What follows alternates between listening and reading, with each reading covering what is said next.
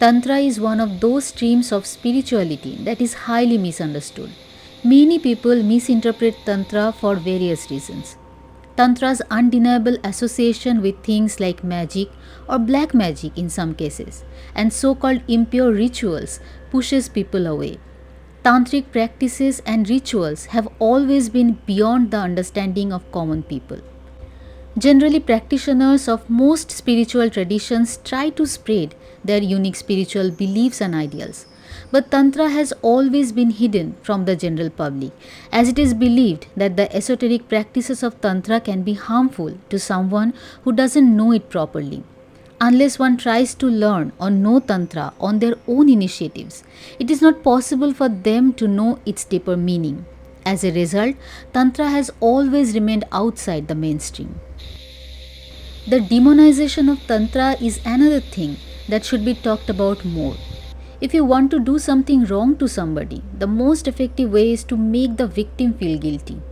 Colonial powers have always tried to portray the culture of the colonized as inferior, harmful, or dark to justify their own injustice. Since the establishment of the British rule, their officials and missionaries have attempted to understand Indian religions and culture, in many cases partially and out of context. The result we all know.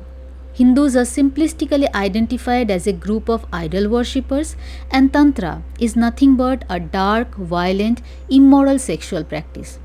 Actually, the problem is Mughals don't like magic. No wonder why. That's why witch hunting. Anyway, leave it. The bottom line is that, despite all the negativity, there are many people who feel a deep connection to Tantra, especially Shakta Tantra. There is no scientific research data, but we can try to understand who they are based on simple observations.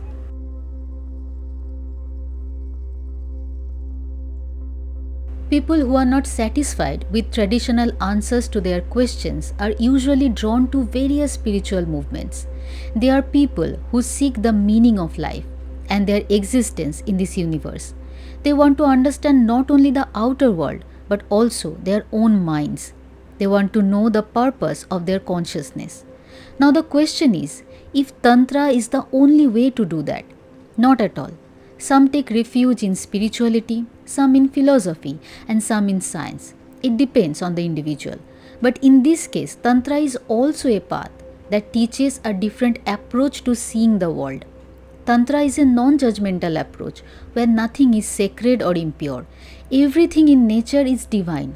Tantra allows the coexistence of a variety of paradoxes. Those who seek that harmony may find their true selves under the guidance of Tantra.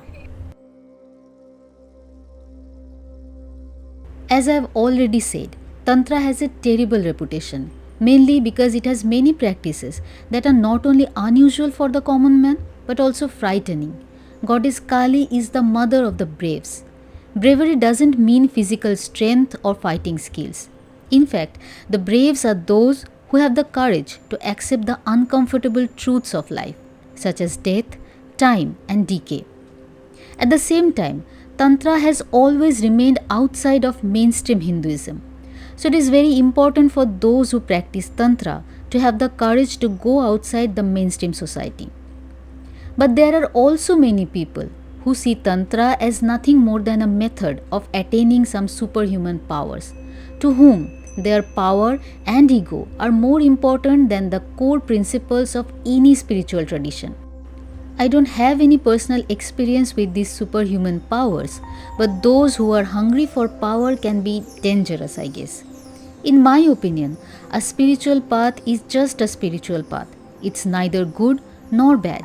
The choice always remains with us. Our actions decide the outcomes.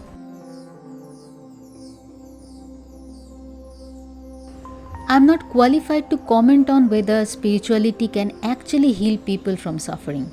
Those who have experienced such things can say, but it is probably undeniable that many people choose spirituality to get out of various painful experiences of life.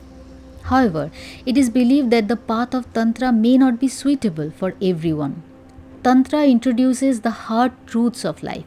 It is believed that tantric gods and goddesses roam around the cremation ground, not heaven. So, if someone wants to transform a bad life experience into a deeper sense of life, perhaps the path of Tantra can be helpful. It's like turning iron into gold, alchemy, turning pain into wisdom.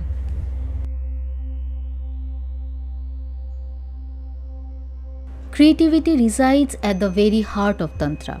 In Shakta Tantra, the Supreme Being is imagined as a feminine force because in human society, women are generally seen as the source of creation or new lives. Naturally, creativity is given an important place in the Tantric path. Two of the Dasa Mahavidyas, Goddess Matangi and Goddess Neela Saraswati, are believed to govern the field of knowledge and creativity.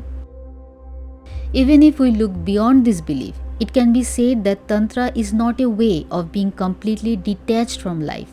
Where many spiritual schools seek to deny the body and the experiences of this world, Tantra sees human senses, consciousness, and body as a means of experiencing the divine. Nature and its rhythms are crucial in this path. So, even creative people may feel a natural inclination to Tantra.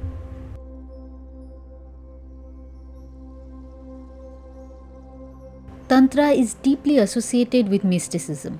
One of the main goals of Tantra is the union of the soul with the Supreme Soul. At the same time, Tantra involves various methods that can help an individual understand their mind and body. For example, meditation and Kundalini awakening. It is an individual oriented spiritual school that is very appealing to mystics. Symbolic language is an important aspect of Tantric school. The secrets of mantras, yantras, and kriyas of Tantra try to help the practitioner better understand their senses.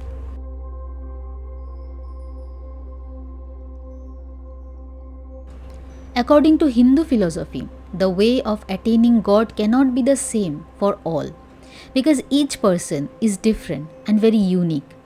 Therefore, the Bhagavad Gita mentions various paths of yoga, namely Karma Yoga, Bhakti Yoga, and Gyan Yoga.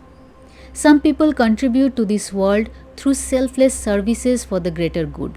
Some people find meaning in life through complete surrender to God. And some people will always try to know. They will try to know the nature of reality and eternity. Tantra is a very attractive subject for those who are the passengers of this last train. Because, first of all, the secretive nature of Tantra tends to intrigue intellectuals. The second factor is perspective. Tantra gives us a different way of understanding God. God is not always someone sitting on a beautiful throne in a beautiful heaven. God can also be scary. God is the symbol of not only creation but also decay and destruction. God is not associated with purity only, but also a symbol of the so-called impure things. These teachings of Tantra can change the way we look at others and the world around us. It can make us more open and accepting. Most importantly, Tantra teaches that God doesn't represent light only, but also darkness. There is nothing evil, nothing wrong in darkness. It is just beyond our understanding. I hope you like this video. Since you are here, tell us what attracts you to Tantra. That's it for today. I'll come back with a new video soon. Till then, take care.